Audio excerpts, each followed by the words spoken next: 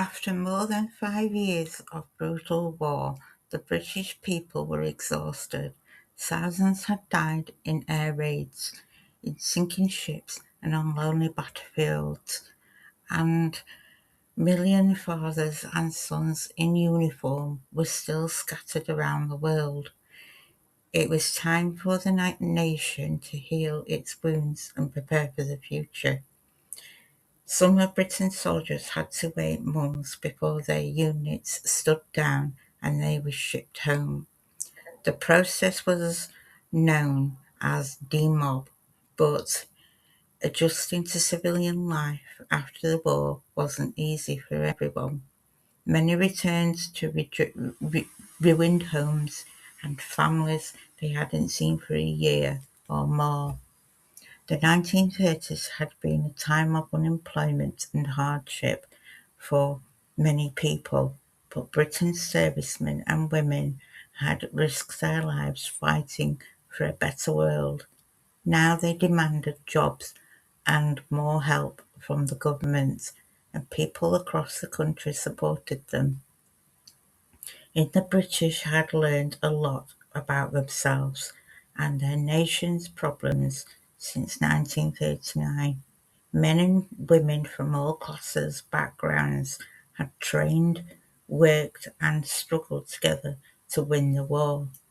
This national effort gave people a sense of unity and the confidence to make Britain a better place. Wartime evacuations of children from city slums and opened people's eyes to the plight of the poor. Millions were living in squalor with no chance of finding good schools or jobs and no health care if they became sick. People wanted to clear the slums and build a fairer society.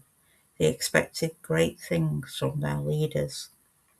In July 1945, Churchill called an election.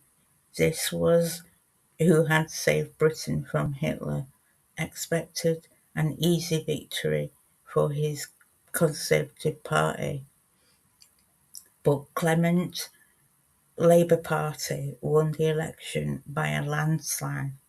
Churchill was astonished.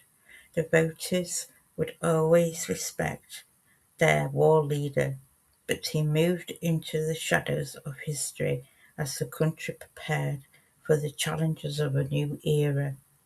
Britain had helped win the war, but now the country had to face the new challenges of peacetime. At least 60 million soldiers and civilians died in the Second World War, more than in any other conflict. Almost 400,000 British people lost their lives, including 60,000 civilians. Like Hitler himself, many Nazi leaders committed suicide before they could be caught by the Allies. Those who survived were arrested and put on trial in the German city of Nuremberg. Most were found guilty of war crimes and sentenced to death.